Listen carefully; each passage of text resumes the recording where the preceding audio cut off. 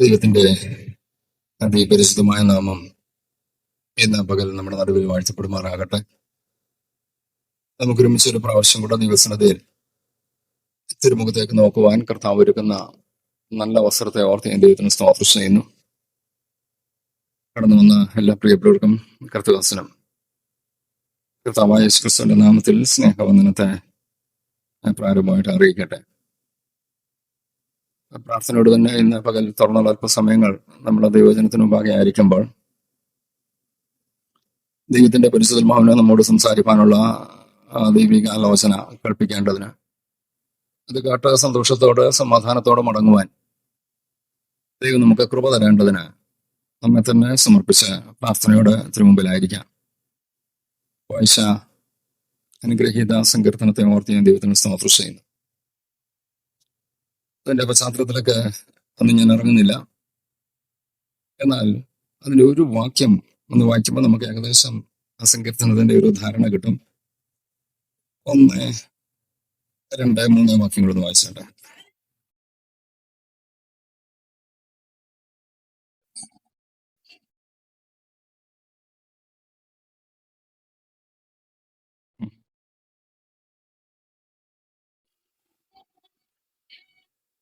മതി.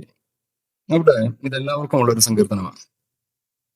2-ാം വാക്യത്തിൽ നമ്മൾ വായിച്ചത് സാമാന്യജനം, ശ്രേഷ്ഠജനം, ധനവാന്മാർ, ദരിദ്രന്മാർ, എല്ലാ ഗ്രൂപ്പിനും ഒടും പറയുകയാണ്, എൻ്റെ വായ ജ്ഞാനം പ്രസ്താവിക്കും.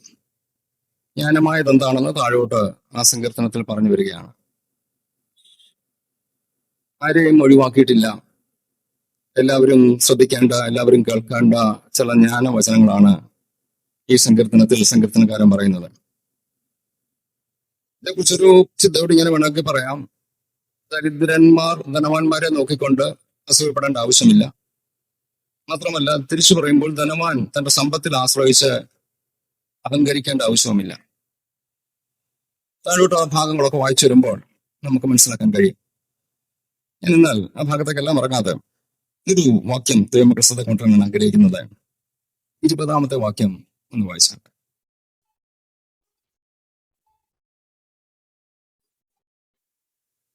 മതി. മനുഷ്യന് ദൈവം തന്ന വിവേകം അത് നഷ്ടപ്പെടുത്തരുത്.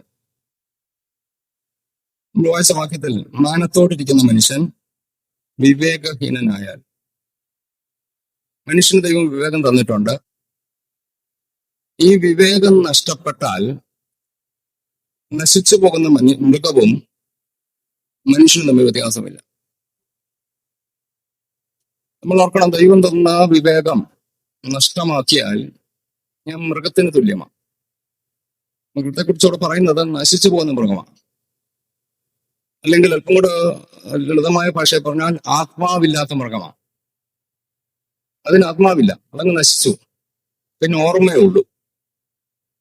എന്നാൽ മനുഷ്യൻ വിവേകം നഷ്ടപ്പെട്ടാൽ ആത്മാവുള്ള മനുഷ്യൻ ആത്മാവില്ലാത്ത മൃഗത്തെ പോലെ ആയിത്തീരാൻ സാധ്യതയുണ്ട്. അതാണ് ഇവിടെ പറയുന്നത്. നമുക്ക് ദൈവത്തോട് പ്രാർത്ഥിക്കുന്ന, കർത്താവേ, വിവേകം നഷ്ടപ്പെടാൻ ഇടവരരുത്.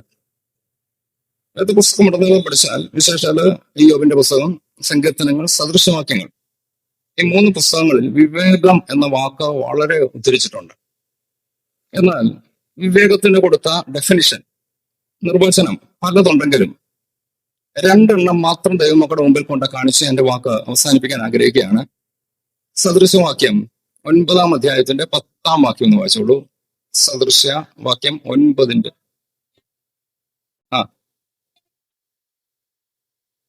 മതി. അവിടെ വായിച്ചത് പരിശുദ്ധനെ കുറിച്ചുള്ള പരിജ്ഞാനം. വിവേകം എന്തുവാ? ദൈവത്തെ കുറിച്ചുള്ള അറിവ്, പരിജ്ഞാനം. അങ്ങനെയെങ്കിൽ ഒന്നുകൂടെ പറയട്ടെ, മാനത്തോടിരിക്കുന്ന മനുഷ്യൻ, ഈ വാക്കൊന്ന് നേരത്തെ പറയാമോ? ദൈവത്തെ കുറിച്ചുള്ള അറിവ് ഇല്ലാതായാൽ.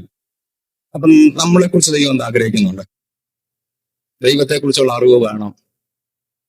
നമ്മൾ വായിച്ച ആ വാക്യത്തിന്റെ അവസാന ഭാഗം അങ്ങനെയാണല്ലോ കണ്ടത്. പരിശുദ്ധനെ കുറിച്ചുള്ള പരിജ്ഞാനം വിവേകമാകുന്നു. അല്ലെങ്കിൽ പരിശുദ്ധനെ കുറിച്ചുള്ള പരിജ്ഞാനം എനിക്ക് നഷ്ടപ്പെടുമ്പോൾ ഞാൻ ആരായി മാറും? നശിച്ചു പോകുന്ന മൃഗത്തിന് തുല്യനാകും. നമ്മൾ ദൈവത്തോട് പ്രാർത്ഥിക്കേണ്ടത് ദൈവത്തെക്കുറിച്ചുള്ള അറിവ് എനിക്ക് നഷ്ടമാകരുത്. ഈ ദൈവത്തെക്കുറിച്ചുള്ള അറിവ് എന്നൊക്കെ പറയുമ്പോൾ ചില ചിന്തകളൊക്കെ വരും. ഞങ്ങൾക്ക് തന്നെ ദൈവത്തെ അറിയത്തില്ലേ? അറിയാം. എന്നാൽ ദൈവം ആരാണെന്ന് നമ്മൾ ഇതുവരെ അറിഞ്ഞിട്ടുണ്ടോ? ഒന്നും അറിഞ്ഞിട്ടില്ല. അപ്പോസ്തലന്മാരിൽ ശ്രേഷ്ഠൻ ദൈവത്തിൽ നിന്ന് നേരിട്ട് പ്രാപിച്ച പൗലോസ് അപ്പോസ്തലൻ തന്റെ ജീവിതാന്ത്യത്തിൽ പറയുന്നത് അറിയേണ്ടതുപോലെ ഒന്നും അറിഞ്ഞിട്ടില്ലെന്ന്. കർത്താവിന് വേണ്ടി വളരെയധികം പ്രയത്നിച്ച ആ ഭക്തന്റെ ജീവിതത്തിൽ പോലും താൻ പറയുന്നത് ഇതുവരെ അറിയേണ്ടതുപോലൊന്നും ഞാൻ അറിഞ്ഞിട്ടില്ല. ദൈവമക്കളെ, ദൈവത്തെക്കുറിച്ചുള്ള അറിവ് ഒരിക്കലും തീരത്തില്ല. ദൈവത്തോട് അടുക്കും തോറും ദൈവത്തെ അറിഞ്ഞുകൊണ്ടേയിരിക്കും. വീണ്ടും ആ ഭാഗം പറയുന്നു, ദൈവത്തെക്കുറിച്ചുള്ള അറിവ് നഷ്ടപ്പെട്ടാൽ ഞാൻ വിവേകമില്ലാത്ത വ്യക്തിയായി മാറും.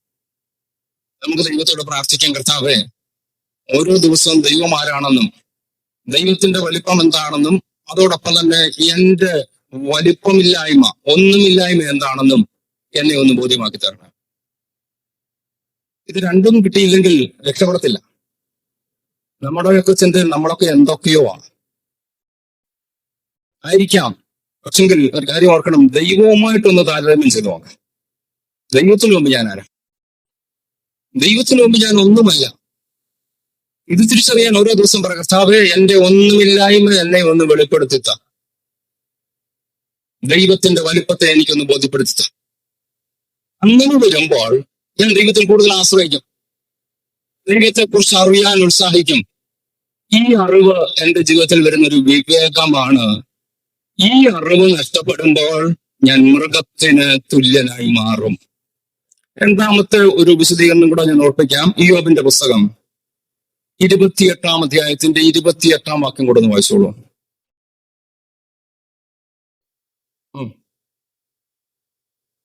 മതി. അതിന്റെ സെക്കൻഡ് പാർട്ട്, ദോഷം അകന്ന് നടക്കുന്നത് തന്നെ. അല്ലെങ്കിൽ ഈ രണ്ട് ചിന്തകൾ അടിത്തറയിൽ നിന്നുകൊണ്ട് അല്പ കാര്യങ്ങൾ പറഞ്ഞിട്ട് വാക്ക് അവസാനിപ്പിക്കാം. ഒന്ന്, ദൈവത്തെക്കുറിച്ചുള്ള അറിവാണ് വിവേകം. രണ്ട്, ദോഷം വിട്ടകലുന്നതാണ് വിവേകം. നമ്മൾ വളരെ വിവരത്തോടെ ഓർക്കണം, ദോഷം വിട്ട് അകലുക. ഇയ്യോബിനെ കുറിച്ച് സാത്താൻ സാക്ഷ്യം പറഞ്ഞപ്പോഴും പറഞ്ഞൊരു വാക്കെന്തുവാ? അവൻ ദോഷം വിട്ടകലുന്നവനാ. അല്ലെങ്കിൽ ദോഷത്തോട് അകലം പാലിച്ച് നടക്കണം. ചേർന്ന് കടന്നാൽ വീഴാൻ സാധ്യതയുണ്ട്.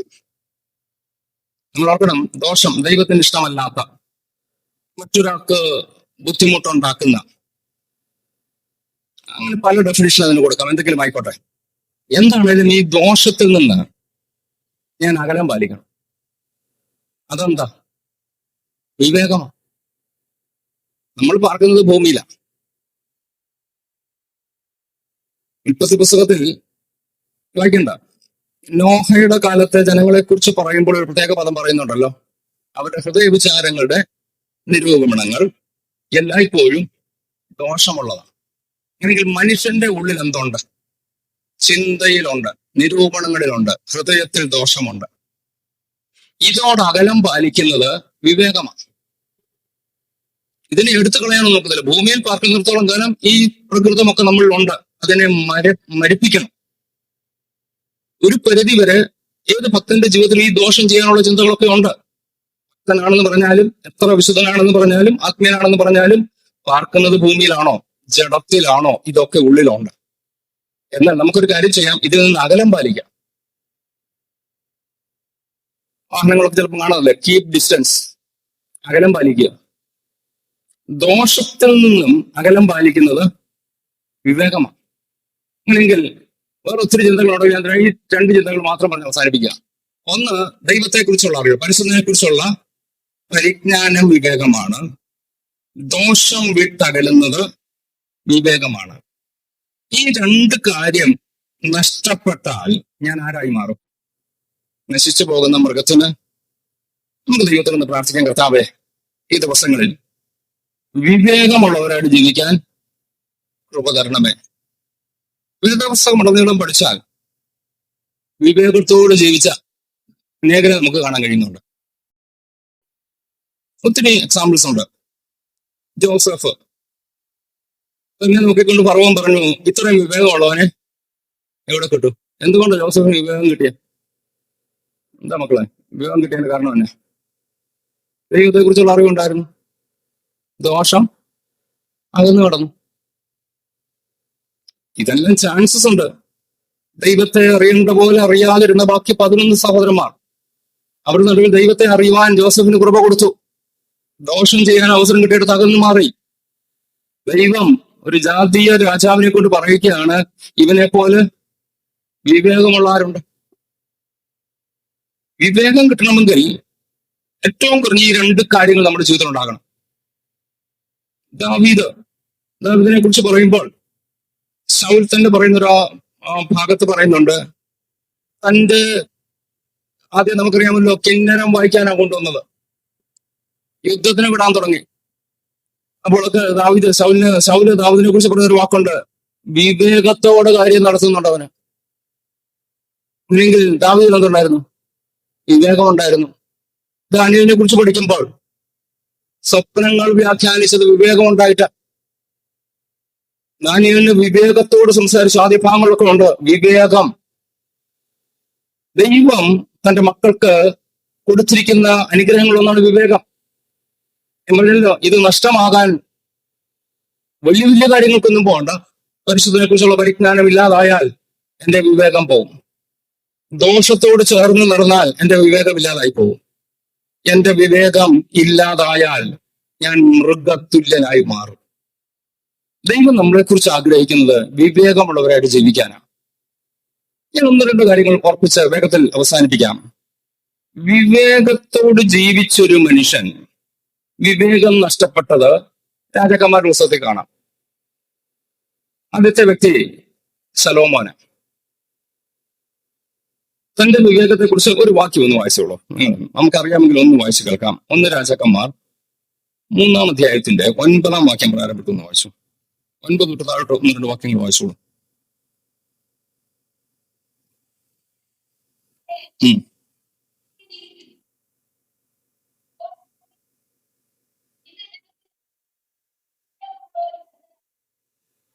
ശലോമോന്റെ പ്രാർത്ഥന എന്താ? വിവേകമുള്ളൊരു ഇനിയും അതിന്റെ 11 വയസ്സും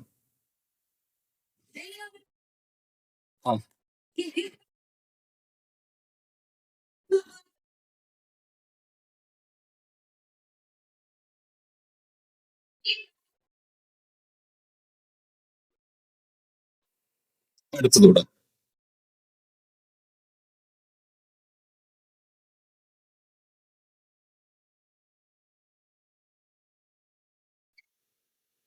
മതി. അങ്ങനെയെങ്കിൽ ശലോമോന് ദൈവം എന്തോ കൊടുത്തു? വിവേകം കൊടുത്തു. എന്നാൽ കാലം മുന്നോട്ട് ചെന്നപ്പോൾ ഈ മനുഷ്യന്റെ വിവേകം നഷ്ടപ്പെട്ടു. ദിവസമൊക്കെ പഠിച്ച് നമുക്ക് കാണാൻ കഴിയുന്നുണ്ട്. ജ്ഞാനികളിൽ ജ്ഞാനി, ഭൂതലത്തിലുള്ള ഏത് വിഷയത്തോട് കുറിച്ച് ചോദിച്ചാലും പുള്ളിക്ക് അറിവുണ്ട്. കരയിൽ, കടലിൽ, ആകാശത്ത് ഏത് സബ്ജക്റ്റ് ചോദിച്ചാലും മറുപടി പറവാൻ അങ്ങേർക്ക് വിവേകമുണ്ട്, ജ്ഞാനമുണ്ട്. എന്നത്തെ ജീവിതം മുന്നോട്ട് നീങ്ങിയപ്പോൾ നമുക്ക് മനസ്സിലായി താൻ ഒരു മൃഗത്തെ പോലായി. വിവേകം നഷ്ടപ്പെട്ടു. കാരണം 2 കാര്യങ്ങൾ. ആദ്യം പറഞ്ഞ 2 കാര്യം. ഒന്ന്, പരിശുദ്ധനെ കുറിച്ചുള്ള അറിവ് നഷ്ടപ്പെട്ടു. തനിക്കിപ്പോ അറിവുണ്ടല്ലോ, ഇനി ദൈവത്തെ അറിഞ്ഞിട്ട് തന്നെ ചെയ്യാൻ. താൻ എഴുതിയ പുസ്തകങ്ങളാണല്ലോ സഭാപ്രസംഗി, സദൃശവാക്യം, ഉത്തമഗീതം. ഇതൊക്കെ ഒന്ന് വായിച്ചു നോക്കിയാൽ ഭയങ്കര അറിവ്, ഭയങ്കര ജ്ഞാനം അതാണ് തന്നേക്കുന്നത്. എന്നാൽ തന്റെ ജീവിതത്തിൽ പരിശുദ്ധനെ കുറിച്ചുള്ള അറിവ് കുറഞ്ഞു വന്നു. 11-ാം അധ്യായത്തിലേക്ക് വരുമ്പോൾ വായിക്കേണ്ടത് നമുക്കറിയാവുന്ന ഭാഗങ്ങളൊക്കെയാ. അതിന്റെ ജീവിതാന്ത്യത്തിലേക്ക് വന്നപ്പോൾ താന് നമ്മുടെ ഭാഷയെ പറഞ്ഞാൽ സഭായോഗത്തിന് പോകാതായി. എന്നാൽ വല്ലോടത്തൊക്കെ പോവുകയും ചെയ്യും. അത് തന്നെ എന്താ? വിവേകം നഷ്ടപ്പെട്ടതിന്റെ ലക്ഷണമാണ്. ഇവിടെ അങ്ങനെ ആരും ഇല്ലാത്ത ഓർത്ത് ഞാൻ സ്തോത്രം ചെയ്യുന്നു. ചിലടത്തൊക്കെ പാസ്റ്റേഴ്സ് പലരും പറയാം, ഞങ്ങളൊക്കെ കൂടുതൽ പറയാറുണ്ട്, ഞായറാഴ്ചകളിൽ പുള്ളികളെ കിട്ടത്തില്ല, ബാക്കി ദിവസമൊക്കെ ആക്റ്റീവാണ്. അതിന്റെ ലക്ഷണം എന്തോ? വിവേകം നഷ്ടപ്പെടുന്നു.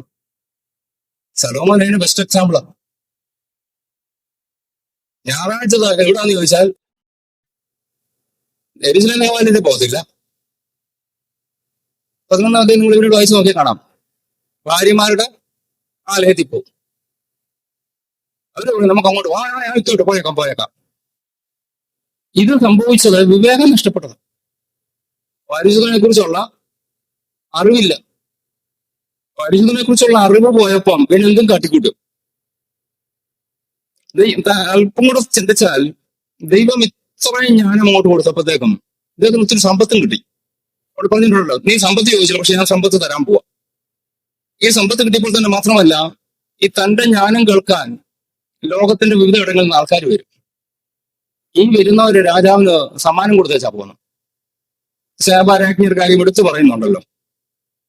തെക്കേ രാജ്യത്തെ രാജ്ഞി ശേബാരാജ്ഞി ശലോമോന്റെ ജ്ഞാനം കേൾക്കാൻ വന്നപ്പോൾ ഇഷ്ടംപോലെ സമ്പത്തും കൊണ്ടാണ് വന്നത്. ഇയാളുടെ ജ്ഞാനം കേട്ട പോകുന്നവർ ഇരിക്കട്ടെന്നും പറഞ്ഞ് സമ്മാനം കൊടുത്തു. അത് പൊന്നെ വെളിയെല്ലാം ഉണ്ട്. ഇതെല്ലാം അദ്ദേഹത്തിന്റെ ഖജനാവിൽ കൂടുക. അല്ലെങ്കിൽ ഓരോ ദിവസവും കഴിയുന്തോറും ശലോമോന്റെ സമ്പത്ത് വർദ്ധിക്കുക. ഈ ജ്ഞാനത്തെ സമ്പത്ത് വർദ്ധിപ്പിക്കാനുള്ളൊരു മുഖാന്തരമാക്കി കൂടെ താൻ കണ്ടു. ദ്രവ്യാഗ്രഹം സകലവിധ ദോഷത്തിനും കാരണമാണ്. അങ്ങനെയെങ്കിൽ ആ ദോഷത്തിൽ നിന്ന് അകന്ന് ജീവിക്കേണ്ടതിന് പകരം ആ ദോഷത്തോട് ചേർന്ന് ജീവിച്ചു. പരിശുദ്ധനെ കുറിച്ചുള്ള അറിവ് നഷ്ടപ്പെട്ടു. ഇതിന്റെ എല്ലാം ഫലമായിട്ട് തന്റെ ജീവിതത്തെ നമ്മൾ കാണുമ്പോൾ താൻ വിവേകമില്ലാത്തവനായി മാറി. മാനുഷികമായി ചിലപ്പോൾ അംഗീകരിക്കാൻ ബുദ്ധിമുട്ടുണ്ട്. വേദപുസ്തക അടിസ്ഥാനത്തിൽ നോക്കുമ്പോൾ താൻ വിവേകമില്ലാത്തവനായി മാറി. മാത്രമല്ല, ഈ വിവേകമുള്ള ശലോമോൻ ഒരു മോൻ ജനിച്ചു. ആ മോന്റെ പേരെന്തുവാ? ശലോമോന്റെ മോന്റെ പേര് അബ്ശാലോം അല്ല മോനെ, അത് ദാവീദിന്റെ മക്കളാ. രഹബയ. 12-ാം അധ്യായം നിങ്ങൾ പിന്നീട് വായിച്ചു നോക്കണം. ഒരു വിവരവും ഇല്ലാത്തൊരു വചനം. അപ്പൻ ജ്ഞാനികളിൽ, മോൻ ഒരു വിവരവും ഇല്ല. 12 ഗോത്രങ്ങളുള്ള ഇസ്രായേലിൽ 10 ഗോത്രത്തെ ഇവന്റെ ദാസനായ യൊരോബെയാം അങ്ങ് കൊണ്ടുപോയി. ഇവിടെ ഒരു ഗോത്രം എന്നാണ് 11-12-ാം അധ്യായത്തിലൊക്കെ പറഞ്ഞിരിക്കുന്നത്. 11-ന്റെ അവസാന ഭാഗത്ത് പറയുമ്പോഴും ഇവൻ ഒരു ഗോത്രം കൊടുത്തു. യോശുവയുടെ പുസ്തകം 19-ാം അധ്യായത്തിൽ ആ ഭാഗം എഴുതിയിട്ടുണ്ട്. ഒരു ഗോത്രം എന്ന് പറഞ്ഞാലും യഹൂദ, അതിനിടയ്ക്കാണ് ശിമെയോൻ ഗോത്രം. ഈ 2 ഗോത്രങ്ങൾ തെക്കേ ദേശത്താണ്, ബാക്കി 10 ഗോത്രങ്ങൾ വടക്കേ ദേശത്താണ്. അങ്ങനെയെങ്കിൽ രാജ്യം 2ആയി പിരിഞ്ഞു. തെക്കേ രാജ്യം, വടക്കേ രാജ്യം, അഥവാ യഹൂദ രാജ്യം, ഇസ്രായേൽ രാജ്യം. യഹൂദ രാജ്യം എന്ന 2 ഗോത്രങ്ങളുള്ള ഈ തെക്കേ രാജ്യമാണ് ഈ ശലോമോന്റെ മോന് കിട്ടിയത്. 10 ഗോത്രമുള്ള വടക്കേ രാജ്യമായ ഇസ്രായേൽ തന്റെ ദാസനായ യൊരോബെയാമിന് കിട്ടി. ഞാൻ പറഞ്ഞു വന്നത്, ജ്ഞാനികളിൽ ജ്ഞാനിയായ ഈ അപ്പന്റെ ജനിച്ച മകന് അല്പം താണെന്ന് പറഞ്ഞിട്ട് വിവരദോഷിയാണ്. അവന് വിവേകമില്ല. ആൾക്കാരെല്ലാം കൂടെ ഒന്നിച്ച് പറഞ്ഞ ടാക്സ് കുറയ്ക്കണം, ദേശത്ത് ടാക്സ് കൂടുതലാണ്. ഇവനെന്തോ പറഞ്ഞു, എന്റെ അണിവരൽ അപ്പന്റെ അരയേക്കാൾ വണ്ണമുണ്ട്. അപ്പൻ ചമ്മട്ടി കൊണ്ട് അടിച്ചെങ്കിൽ ഞാൻ തേളിനെ കൊണ്ട് അടിപ്പിക്കും. ആൾക്കാർ പറഞ്ഞു, ഇവിടെ നിന്നിട്ട് കാണുന്ന കാര്യം, ഇവന് ജ്ഞാനം ഉണ്ടോ? ഞാൻ ചോദിച്ചോട്ടെ, നമുക്ക് അംഗീകരിക്കാൻ ഇപ്പം ബുദ്ധിമുട്ടുണ്ടെങ്കിലും വേദപുസ്തകത്തിന്റെ അടുത്ത് നിന്നുണ്ടായിരുന്നു പറഞ്ഞോട്ടെ, ജ്ഞാനികളിൽ ജ്ഞാനിയായവന്റെ മകനും ജ്ഞാനം കിട്ടണമായിരുന്നു. പക്ഷെങ്കിൽ അപ്പന്റെ ജീവിതാവസാനത്തേക്ക് വിവേകം നഷ്ടപ്പെട്ട നിമിത്തം തന്റെ മകൻ വിവേകമില്ലാത്തവനായി മാറി. ഒരു കാര്യം ഞാൻ എടുത്തൊന്ന് പറഞ്ഞോട്ടെ, തലമുറയെ ഓർത്തെങ്കിലും ദൈവത്തോട് അടുത്ത് ജീവിക്കുന്നതാണ് നല്ലത്. ഹല്ലേലൂയ. പരിശുദ്ധനെ കുറിച്ചുള്ള പരിജ്ഞാനം നമുക്കുണ്ടോ? ദൈവം തലമുറയ്ക്ക് ജ്ഞാനം കൊടുക്കും. ദോഷം വിട്ട് അകന്ന് നടക്കാമോ? തലമുറയ്ക്കും ആ വിവേകം കിട്ടും. ദൈവകൃപ. ഈ വേഗത്തിൽ മുന്നോട്ട് പോയി എന്റെ വാക്ക് അവസാനിപ്പിക്കാൻ ആഗ്രഹിക്കുകയാണ്. ഈ ശലോമോൻ രാജാവിന് ദൈവം ഓഫർ ചെയ്ത ഓരോ ഓഫർ കൊടുത്തില്ല. വായിച്ചട്ടെ, 3-ാം അധ്യായത്തിലേക്ക് ഒന്ന് വന്നാട്ടെ. 3:13 വായിച്ചേ.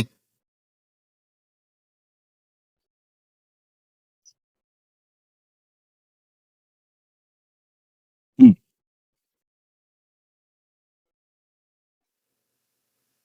ഉം.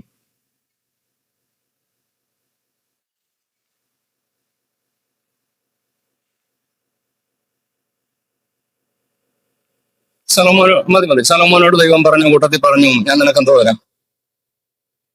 പക്ഷെ സലോമോന് ദീർഘായുസ് കിട്ടിയില്ല. കഴിഞ്ഞ ദിവസം ഒരാൾ ഇങ്ങനെ പറയുന്നത് കേട്ടു, ദൈവം പലതും പറയും, എല്ലാം ഒന്നും ചെയ്യത്തില്ലെന്ന്. വേദോസം ശരിക്കും വായിക്കാനില്ല. ഒരു പ്രസംഗകന എന്തോലും യൂട്യൂബിൽ വരുന്നുണ്ടല്ലോ, അവർ കേട്ടോട്ടെ. ആ വാക്ക് ഒന്നുകൂടെ വായിക്കാമോ? നമ്മൾ വായിക്കുമ്പം ഒന്ന് ശ്രദ്ധിച്ചൊന്ന് വായിച്ചേ. ആ ആ ഉം. അടുത്തത്.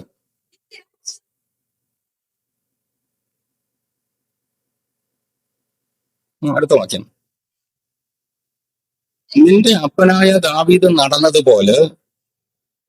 ആ ആ ആ ദീർഘായുസ് തരുമെന്ന് പറഞ്ഞു. പക്ഷെ കൂട്ടത്തിൽ ഒരു ക്ലോസ് ഉണ്ട്. എന്തുവാ? ചട്ടങ്ങളും കൽപ്പനകളും പ്രമാണിച്ച് എന്റെ വഴികളിൽ നടന്നാൽ. അങ്ങനെ വചനം എഴുതിയേക്കുന്നത്.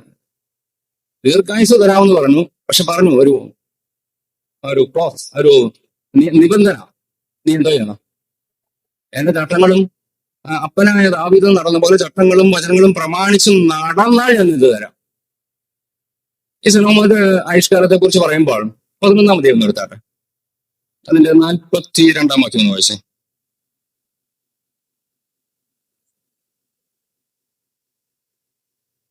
മതി.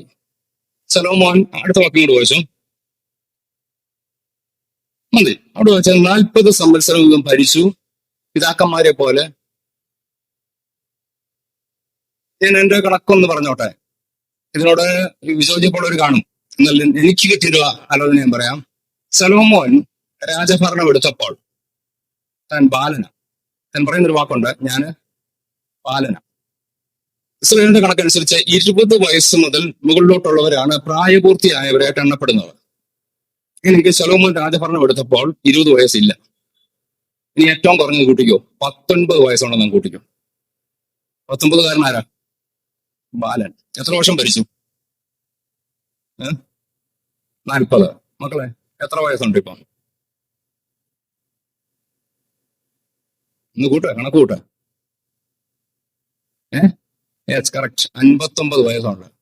മരിച്ചപ്പോ എത്ര വയസ്സുണ്ട്? അത് ദീർഘായുസാണോ? അന്നത്തെ കണക്കല്ലേ. ഇന്നും ദീർഘായുസ് ഒന്നും പറയാൻ ഒക്കത്തില്ല. 59. സലോമോൻ 59-ാമത് വയസ്സിലൊന്ന് പോയി. നിനക്ക് ദീർഘായുസ് തരാമെന്ന് പറഞ്ഞു, പക്ഷെ കിട്ടാൻ ഞാൻ വഴികൾ നടന്നില്ല. വിവേകം നഷ്ടപ്പെട്ടു പോയി. നമ്മളെ ഭാഗം വളരെ എഴുത്ത് നോക്കണം. പരിശുദ്ധനെ കുറിച്ചുള്ള ആ പരിജ്ഞാനം ഇല്ലാതായി പോയി. ദോഷം വിട്ടകന്ന് നടക്കേണ്ടതിന് പകരം ദോഷത്തിൽ കൂടെ കയറി നടന്നു, ചേർന്ന് നടന്നു. ദൈവം തീരുമാനിച്ചു ഇവനെ ഒത്തിരി കൊണ്ടുപോകേണ്ട കാര്യമില്ലല്ലോ. ദീർഘായുസ് തരാമെന്ന് പറഞ്ഞ ദൈവം ക്രോസ് വെച്ചുകൊണ്ടാണ്. ക്രോസ് വെച്ചുകൊണ്ട് ദൈവം പറഞ്ഞു, നീ നടന്നാൽ തരാമെന്നാ പറഞ്ഞു. നീ നടന്നില്ല. 89-ാമത്തെ വയസ്സിൽ. ഞാൻ പറഞ്ഞല്ലോ, ഇത് ആധികാരികമായ ഒരു തെളിവല്ല. വേറെ ഏതെങ്കിലും തെളിവുകൾ ആരെങ്കിലും തരുന്നത് നിങ്ങൾ അംഗീകരിച്ചോ? ഞാൻ എന്റെ ഒരു ചിന്ത മാത്രം പറഞ്ഞതേ ഉള്ളൂ. ലോകത്തിൽ നിന്ന് മാറ്റപ്പെടാൻ ഇടയായി ചേർന്നു. വിവേകം ഇല്ലാതെ പോയാൽ മൃഗത്തിന് തുല്യമായി മാറും. വിശ്വാസവീരന്മാരുടെ പട്ടികയിൽ സലോമോൻ വന്നിട്ടില്ല. വലിയ വലിയ കാര്യങ്ങളൊക്കെ ചെയ്തിട്ടുണ്ട്. ജ്ഞാനത്തിന്റെ പുസ്തകങ്ങളൊക്കെ എഴുതിയിട്ടുണ്ട്. ദേവാലയം മനോഹരമായി പണി കഴിപ്പിച്ചു. ഒത്തിരി കാര്യങ്ങൾ ചെയ്തെങ്കിലും, ജ്ഞാനത്തോടെ വിവേകത്തോടെ ജീവിതം ആരംഭിച്ചെങ്കിലും, വിവേകഹീനനായി മൃഗതുല്യനായി ലോകത്തിൽ നിന്ന് മാറ്റപ്പെടേണ്ടി വന്നത് നമ്മൾക്കൊരു സാധന പാഠമായി നിൽക്കട്ടെ. നമുക്ക് ദൈവത്തോട് പ്രാർത്ഥിക്കാൻ, കർത്താവേ വിവേകശൂന്യനാകാൻ ഇടവരരുത്. ദൈവകൃപ. ഒരു വ്യക്തിയെ കൂടെ കാണിച്ചാൽ ഞങ്ങൾ അവസാനിപ്പിച്ചേക്കാം. എലീശയുടെ ശിഷ്യനായിരുന്ന ഗേഹസി. ചരിത്രമൊക്കെ നമുക്കറിയാം. ഞാൻ അധികം വിശദീകരണത്തിന് ആ ഭാഗത്ത് പോകുന്നില്ല. ഈ ഗേഹസി നല്ലൊരു മനുഷ്യനായിരുന്നു തുടക്കത്തിൽ. ഞാൻ മുമ്പൊരിക്കൽ പറഞ്ഞതാണ്, ഏലിയാവിന്റെ മേൽ ലഭിച്ച ആത്മാവിന്റെ ഇരട്ടി പങ്ക് എലീശയ്ക്ക് കിട്ടിയതാണ്. ഇത് കണ്ടു വന്ന വ്യക്തിയാണ് ആര്? ഗേഹസി. അല്ലെങ്കിൽ തീർച്ചയായിട്ടും ഗേഹസിക്ക് ദൈവത്തോട് പ്രാർത്ഥിക്കാം, എലീശയുടെ കാലശേഷം എലീശയുടെ മേൽ വീണ ആത്മാവിന്റെ ഇരട്ടി പങ്ക് എനിക്ക് തരണമേ എന്ന് പ്രാർത്ഥിച്ചിരുന്നെങ്കിൽ കിട്ടിയാന്. പക്ഷെങ്കിൽ ഇവൻ ഇടയ്ക്ക് വിവേകശൂന്യനായി മാറി. വിവേകശൂന്യനായി മാറിയത് മാനുഷിക ചില ചിന്തകൾ ഞാനൊന്ന് ഓർപ്പിക്കാം. രാജാക്കന്മാരുടെ പുസ്തകത്തിൽ വായിക്കണമെന്നില്ല, ഞാൻ ഭാഗം പറഞ്ഞുവിടാം, നമുക്ക് കാര്യങ്ങളൊക്കെ മനസ്സിലാവുമല്ലോ. പ്രവാചക ശിഷ്യന്മാരുടെ ഭാര്യമാരിൽ ഒരുത്തി പ്രവാചകന്റെ അടുക്ക ചെല്ലുന്ന ഒരു സംഭവം നമ്മൾ കാണുന്നുണ്ട്. രാജാക്കന്മാർ 5-ാം അധ്യായത്തിൽ വായിക്കണ്ട, നമുക്കറിയാവുന്ന കഥ ഞാൻ പറഞ്ഞുവിടാം. അവിടെ ഈ സഹോദരി അവിടെ ചെല്ലുമ്പോ സംഭവിച്ചൊരു കാര്യം നമുക്കറിയാം. എലീശയുടെ അടുക്ക ചെന്ന് പറഞ്ഞു, നിന്റെ ദാസൻ എന്റെ ഭർത്താവ് ഭക്തനായിരുന്നു, മരിച്ചുപോയി, കടം കയറി. അപ്പം ഗേഹസി മാനുഷികമായി ചിന്തിച്ചു, എലീശയുടെ പുറകയിൽ ഇറങ്ങിയാൽ ശിഷ്യന്മാർക്ക് കിട്ടുന്ന എന്തോ കടം. ഭക്തനായിരുന്നു, എലീശയുടെ ശിഷ്യനായിരുന്നു, പക്ഷെങ്കിൽ മരിച്ചുപോയി, ഭാര്യയും പിള്ളേരും അനാഥരായി. അപ്പൊ ഗേഹസി ചിന്തിച്ചാണ്, ഞാനും ഇപ്പൊ ആരാ? ഞാനും ശിഷ്യനാ. കുറെ കഴിയുമ്പം എനിക്കും ഈ ഗതി വരും, എന്റെ ഭാര്യയും എന്റെ പിള്ളേരും ഒന്നുമല്ലാത്തതായി മാറും. തന്റെ ചിന്തകൾ കയറിപ്പോയ പോക്ക. എന്നാൽ ഈ മനുഷ്യൻ, ഈ ഗേഹസിക്ക് മറ്റൊരു കാര്യം കൂടി ചിന്തിക്കാമായിരുന്നു. കടം കയറി, പിള്ളേരെ പിടിക്കാനായിട്ട് കടക്കാർ വന്നു. പക്ഷെങ്കിൽ അവിടെ ഒരു പോസിറ്റീവായ ഒരു സംഭവം നടന്നല്ലോ. കുറച്ച് എണ്ണ ഉണ്ടായിരുന്നല്ലോ, ആ എണ്ണ എന്തോ ചെയ്തു? വർദ്ധിപ്പിച്ചു, കടം വീട്ടി. അവിടെ എഴുതുന്നുണ്ട്, ശേഷിപ്പ് കൊണ്ട് നീ നിന്റെ കുടുംബം ചിലർ അസോസിയേഷൻ കൊടുക്കുന്ന ബാക്കി കൊണ്ട് FD ഇടാൻ പറഞ്ഞു. കടം വീട്ടി കഴിഞ്ഞ് കുറെ മിച്ചം കൂടെ വന്നു. ഇതാര് കണ്ടില്ല? ഗേഹസി കണ്ടത് എന്തേ ഉള്ളൂ? ഈ പ്രവാചകന്റെ ശേഷം അയാൾ ഒടുങ്ങി വരുന്നത് എന്തുവാ? ഞാൻ പറഞ്ഞല്ലോ, ഈ കണക്കൂട്ടൽ വരുന്നത് വിവേകം നഷ്ടപ്പെടുമ്പോഴാണ്. നമ്മുടെ ടോപ്പിക്കിൽ തന്നെ ഞാൻ നിൽക്കുന്നത്, അങ്ങോട്ടും ഇങ്ങോട്ടും ഒന്നും മാറാൻ ആഗ്രഹിക്കുന്നത്, മാറിപ്പോയാൽ ഒത്തിരി വിട്ടുപോകും. അതുകൊണ്ട് ഞാൻ ആ ടോപ്പിക്കിൽ തന്നെ കയറി നിൽക്കുക. വിവേകം നഷ്ടപ്പെട്ടാൽ ഈ വഴിക്കൊക്കെ കയറിപ്പോകും. പരിശുദ്ധനെ കുറിച്ചുള്ള പരിജ്ഞാനം ഉണ്ടായിരുന്നെങ്കിൽ തനിക്ക് അവിടെ തന്നെ ഒരു തെളിവുണ്ട്. കടം കയറി, അങ്ങേരെ മരിച്ചു, പക്ഷെ ആ കുടുംബം ഇപ്പൊ സന്തോഷത്തോട് കഴിയുക. ഈ ബോധ്യം വന്നിരുന്നെങ്കിൽ അതാ വിവേകം. താൻ അതിന്റെ നെഗറ്റീവ് മാത്രമേ കണ്ടുള്ളൂ. വീണ്ടും 6-ാം അധ്യായത്തിലേക്ക് വരുമ്പോൾ വായിക്കണ്ട, ഞാൻ ആ ഭാഗമൊക്കെ പറഞ്ഞുവിടാം. ഇവര് 100 ശിഷ്യന്മാരവിടെ ഉണ്ട്. ഇപ്പൊ ഈ 100 ആൾക്കാരുള്ളപ്പം ഒരാൾ കൊണ്ടുവന്ന് 20 യവത്തപ്പം കൊണ്ട് കൊടുത്തു. ഒന്ന് എടുക്കാമോ? നിങ്ങൾ പലർക്കും അതൊരു ഡൗട്ട് പോലെ തോന്നുന്നു. 2 രാജാക്കന്മാരെടുത്ത് എടുത്ത അധ്യായത്തിൽ 6-ലാണെന്ന് തോന്നുന്നു. എടുത്തവരുണ്ടെങ്കിൽ വായിച്ചോളൂ.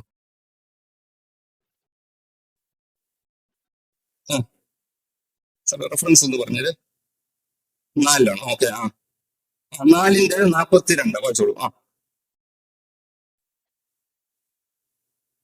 ഉം, ഉം,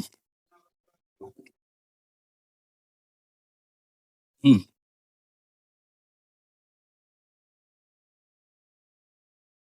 ഉം.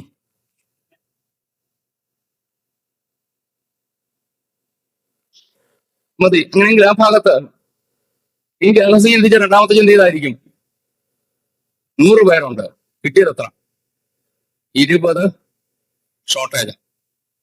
ഈ പ്രവാചകനിലൂടെ ഇറങ്ങി തിരിച്ചാൽ എന്നും എന്താ? ഇല്ലായ്മ. നമുക്കറിയാമല്ലോ, സുവിശേഷങ്ങളിൽ യേശു കർത്താവ് 5 അപ്പം കൊണ്ട് 5000 പേരെ പോഷിപ്പിച്ചെടുത്ത 5 യവത്തപ്പം. എങ്കിൽ ഓർക്കണം, ഒരു ബാലന്റെ കയ്യിൽ 5 യവത്തപ്പം, ഇവൻ എത്രണ്ണം തിന്ന? 5 തിന്ന. അതുകൊണ്ടായിരിക്കും കൊടുത്തു വിട്ടത്. ഒരാൾക്ക് 5 തിന്നാവുന്നിടത്ത് ഇപ്പം 100 പേർക്ക് എത്ര ഉണ്ട്? 20 എന്ന് പറഞ്ഞാൽ ഒരു യവത്തപ്പം 5 പേര് വീതം വെച്ചോളാൻ. ആശയം മനസ്സിലാവുന്നുണ്ടല്ലോ. ഒരാൾക്ക് 5 തിന്നാവുന്നിടത്ത് ഇവിടെ ഇപ്പം 5 പേർക്ക് കൂടി ഒരു യവത്തപ്പം. ഗേൾസ് ചിന്തിച്ച് കാണും, ഇറങ്ങിത്തിരിച്ച ഇതൊക്കെ ഉള്ളൂ.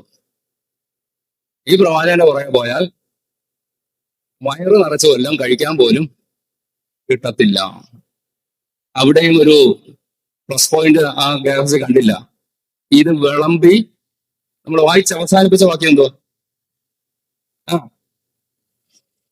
അവർ തിന്നുകയും ശേഷിപ്പിക്കുകയും ചെയ്യും. 44 വാക്യത്തിൽ അങ്ങനെ. ആ, ആ, മതി. അങ്ങനെയെങ്കിൽ ഞാൻ പറഞ്ഞല്ലോ, ഇവിടെയും ഈ ഗേൾസേ നെഗറ്റീവേ കണ്ടുള്ളൂ. തികയാനൊന്നുമില്ല. ഈ പിള്ളേരോട് ഇറങ്ങി തിരിച്ചാൽ ചൊവ്വേ നേരെ ജീവിക്കാനൊക്കത്തില്ല, തികയാനൊന്നുമില്ല. പക്ഷെങ്കിൽ ആ പ്രത്യേക സാഹചര്യങ്ങളിലും ശേഷിപ്പിക്കത്തക്കവണ്ണം ദൈവം അത്ഭുതം ചെയ്തു. വീണ്ടും മുന്നോട്ട് വായിച്ചു വരുമ്പോൾ വായിക്കണ്ട. മരം വെട്ടാൻ പോയപ്പം നമ്മുടെ ഭാഷയിൽ പറഞ്ഞാൽ ആ ബൈബിൾ കോളേജിൽ ഒരു കോടാലി പോലും ഇല്ല. അതിനും വല്ലവരോടും പോയി കടം മേടിക്കണം. ഈ പുള്ളിയുടെ കൂടെ പോയാൽ എന്താ പ്രയോജനം? അപ്പം ഗേഹസി അതിന്റെ വിവേകം അങ്ങോട്ട് ഉപയോഗിച്ചെന്ന് നമ്മുടെ ഭാഷ പറഞ്ഞു. എന്തോ മാനുഷിക ഭാഷയിൽ അങ്ങനെ ഇരുന്നപ്പോഴേ ഒരു നയമാൻ വരുന്നു. ഗേഹസി തീരുമാനിച്ചു, ഇതെന്തോലും ഞാൻ വിടുന്ന പ്രശ്നമില്ല. അയാൾ വെള്ളി കൊണ്ടുതരാമെന്ന് പറഞ്ഞു. വസ്ത്രം കെട്ടുകണക്കിനാണ് കൊണ്ടുവന്നേക്കുന്നത്, തരാമെന്ന് പറഞ്ഞു. എലിശ പറഞ്ഞു ഒന്നും വേണ്ട. അപ്പൊ ഗേഹസി ചിന്തിച്ചു, ആർക്കാ വിവേകമില്ലാത്തത്? എലിശയ്ക്ക് വിവേകമില്ല, തന്റെ വിവേകം അങ്ങോട്ട് ഉദിച്ചു. താൻ പുറകെ ഒരൊറ്റ പിടിപ്പീര. ചരിത്രമൊക്കെ അറിയാമല്ലോ. ഒന്ന് ചോദിച്ചപ്പം നയമാൻ പറഞ്ഞു 2 കൊണ്ടുപോകും. ഗേഹസി ചിന്തിച്ചത്രേ ഉള്ളൂ, നാളെ സഭായോഗത്തിന് പോകുമ്പം എന്റെ പിള്ളേര് പുത്തൻ ഡ്രസ്സൊക്കെ ഇട്ടോട്ട് അങ്ങോട്ട് പോട്ടെ. മറ്റ് പ്രവാചക ശിഷ്യന്മാർ ഒത്തിരി എണ്ണമുണ്ട്, കീറി പറഞ്ഞ ഡ്രസ്സും ഒക്കെ ഇട്ടുകൊണ്ട് വരുന്നുണ്ട്. അവനൊക്കെ അത് ഇടട്ടെ. പക്ഷെങ്കിൽ എന്റെ പിള്ളേരും ഞാനും ഭാര്യയും അടുത്ത ആരാധനയ്ക്ക് പോകുമ്പോ എങ്ങനെയാ പോകുന്നത്? ഫോറിൻ ഡ്രസ്സ് ഇട്ടുകൊണ്ടങ്ങ് പോകും. അത് ഫോറിൻ കൺട്രിയാണ്. ഇന്നാണല്ലോ അതിന് ഡിമാൻഡ് ഇല്ലാത്ത. പണ്ടൊക്കെ കാലത്ത് ഫോറിൻ ഗുഡ്സിന് ഭയങ്കര ഡിമാൻഡ് ഇല്ലേ? ഇന്നിപ്പോ എല്ലാം എല്ലായിടത്തും കിട്ടുന്നതുകൊണ്ട് ഡിമാൻഡ് ഇല്ല. അപ്പം ഗേഹസി ചിന്തിച്ചത് എന്തുവാ? ഞങ്ങൾ നാളെ ഏറ്റവും ബെസ്റ്റായിട്ട് പോകും. ഇവനൊന്നും വിവേകമില്ല, എനിക്കെന്തുണ്ട്? വിവേകമുണ്ട്. പക്ഷെങ്കിൽ കാര്യമൊക്കെ നമുക്കറിയാമല്ലോ, ഞാൻ വിശദീകരിക്കുന്നില്ല. ഗേഹസിക്ക് വിവേകമായിരുന്നോ വിവേകഹീനമായിരുന്നു? പരിശുദ്ധനെ കുറിച്ചുള്ള പരിജ്ഞാനം അങ്ങ് പോയി. ഒന്നുമില്ലായ്മയിൽ ആ സഹോദരിയുടെ വീട്ടിൽ എണ്ണ വർദ്ധിപ്പിച്ചൊരു ദൈവമുണ്ടെന്നും, അപ്പത്തിന് ഷോർട്ടേജ് വന്നപ്പോൾ അതിനെ വർദ്ധിപ്പിച്ചൊരു ദൈവമുണ്ടെന്നും, വെള്ളത്തിലേക്ക് ഇറങ്ങിപ്പോയ കോടാലി പൊക്കി വരുത്തിയ ഒരു ദൈവമുണ്ടെന്നും ഈ അറിവ് തനിക്ക് നഷ്ടപ്പെട്ടു. ദോഷം വിട്ടകന്ന് നടക്കേണ്ടതിന് പകരം ദോഷത്തിലൂടെ നടന്നു ഞാൻ വിവേകഹീനനായി മാറി. Yes, hallelujah, hallelujah. നമുക്കറിയാമല്ലോ, എലീശയുടെ അടുക്കൽ വന്നപ്പോൾ എലീശ പറഞ്ഞൊരു വാക്ക്, നയമാന്റെ കുഷ്ഠം നിനക്കും നിന്റെ കുടുംബത്തിനും വരട്ടെ. പഴയ നിയമക്കണക്കനുസരിച്ച് കുഷ്ഠരോഗി പാളയത്തിന് പുറത്ത്, ആ കൂട്ടത്തിൽ പോലും താമസിക്കാൻ കഴിയുന്നില്ല. താൻ ചിന്തിച്ചത്, ഈ ഡ്രസ്സും വിട്ട് ഞങ്ങൾ ആരാധനയ്ക്ക് പോകും, അതിലൊരെണ്ണം പോലും ഇടാൻ കഴിയാതെ ഇവരെ പാളയത്തിന് പുറത്താക്കി കളഞ്ഞത് വിവേകം നഷ്ടപ്പെട്ടത് കൊണ്ടാണ്. ഇന്ന് പകലിന്റെ മക്കളെ, എന്റെ വാക്ക് ഇവിടെ അവസാനിപ്പിക്കുമ്പോൾ ഉറപ്പിച്ചോട്ടെ, വിവേക ശൂന്യരായി നമ്മൾ മാറരുത്. ദൈവം നമ്മളെ വിളിച്ചത് വിവേകത്തോട് ജീവിക്കാനാണ്, പരിശുദ്ധനെ കുറിച്ചുള്ള പരിജ്ഞാനത്തോട് ജീവിപ്പാനാണ്, ദോഷം വിട്ടകന്ന് ജീവിപ്പാനാണ്. നമുക്ക് ദൈവസന്നിധിയിൽ അങ്ങനെ ഒന്ന് പ്രാർത്ഥിക്കാം. കർത്താവേ, വിവേകത്തോട് ജീവിപ്പാനുള്ള കൃപ എനിക്ക് തരണം. ഞാൻ ആ വാക്യം ഒരിക്കൽ കൂടെ പറഞ്ഞ എന്റെ വാക്ക് അവസാനിപ്പിക്കാം. 20-ാം വാക്യം ഒരിക്കൽ കൂടെ വായിച്ചോളൂ, സങ്കീർത്തനത്തിലെ. മാനത്തോടിരിക്കുന്ന മനുഷ്യൻ, 12-ാം വാക്യം കൂടെ ഒന്ന് വായിക്കാമോ? മനുഷ്യൻ ബഹുമാനത്തിൽ നിലനിൽക്കയില്ല. മതി, ഈ 2 വാക്യം കൂടെ കണക്ട് ചെയ്ത് ഞങ്ങൾ അവസാനിപ്പിച്ചേക്കാം. 20-ാം വാക്യത്തിൽ മാനത്തോടിരിക്കുന്ന മനുഷ്യൻ, 12-ാം വാക്യത്തിൽ മനുഷ്യൻ ബഹുമാനത്തിൽ. ഇല്ലെങ്കിൽ ഇങ്ങനെ നമുക്കത് പറയാം, ബഹുമാനത്തോടിരിക്കുന്ന മനുഷ്യൻ വിവേകഹീനനായാൽ മനുഷ്യന് എപ്പോഴാണ് ബഹുമാനം കിട്ടിയത്? എപ്പോഴാണ് മനുഷ്യന് ബഹുമാനം കിട്ടിയത്? 8-ാം സങ്കീർത്തനം ഒന്നെടുക്കാം. അവിടെ ഒരു വാക്യം നമുക്ക് കാണാൻ കഴിയുന്നുണ്ട്. 5-ാം വാക്യം വായിച്ചേ.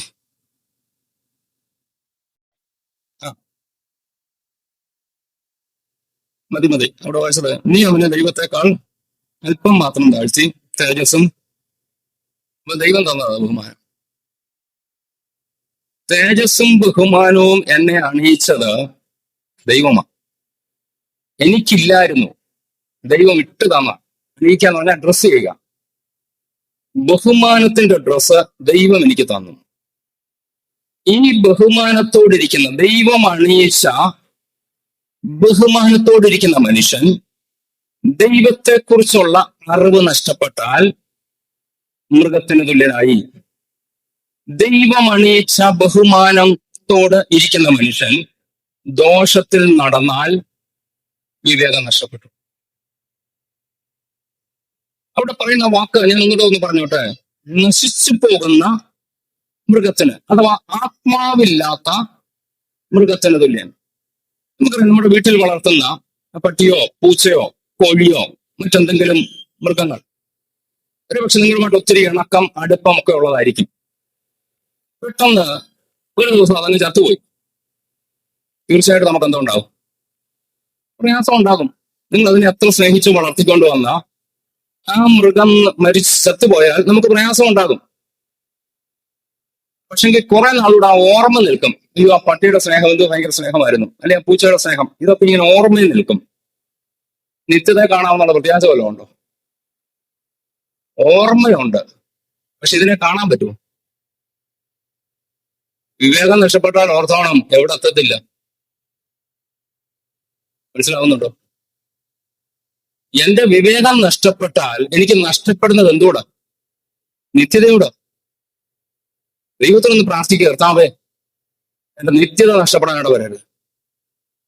നിത്യത നഷ്ടപ്പെടാതിരിക്കണമെങ്കിൽ ഞാൻ വിവേകത്തോട് ജീവിച്ചേ പറ്റത്തുള്ളൂ. എന്നെ ബഹുമാനം അണിയിച്ചൊരു ദൈവമുണ്ട്.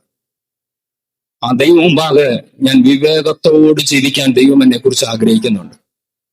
ഒരു നിമിഷം നമ്മുടെ കണ്ണുകളൊന്ന് അടയ്ക്കാം. നമുക്കൊരു നിമിഷം ദൈവത്തോടൊന്ന് പ്രാർത്ഥിക്കാം. ബഹുമാനത്തോട് ഇരിക്കുന്ന മനുഷ്യൻ വിവേകഹീനനായാൽ നശിച്ചു പോകുന്ന മൃഗങ്ങൾക്ക് തുല്യനാണ്. കർത്താവേ, ഒരു മൃഗതുല്യനായി ജീവിക്കാനല്ലല്ലോ കർത്താവ് എന്നെ വിളിച്ചത്. Yes, hallelujah. ദൈവത്തെക്കാൾ അല്പം മാത്രം താഴ്ത്തി തേജസ്സും ബഹുമാനവും എന്നെ അണിയിച്ചത് എന്റെ ദൈവമാണ്. ഇന്ന് പകൽ ദൈവമക്കളെ പറ, എന്നെ അണിയിച്ചത് ഞാൻ എടുത്തിട്ടതല്ല, ദൈവം എന്നെ അണിയിച്ചതാണ്. Yes, hallelujah. ദൈവം എനിക്ക് ബഹുമാനം തന്നു, ദൈവം എനിക്ക് തേജസ് തന്നു. സകലത്തെയും എന്റെ കാൽ കീഴാക്കി ദൈവം വെച്ചു, എന്നെ അധികാരിയാക്കി വെച്ചു.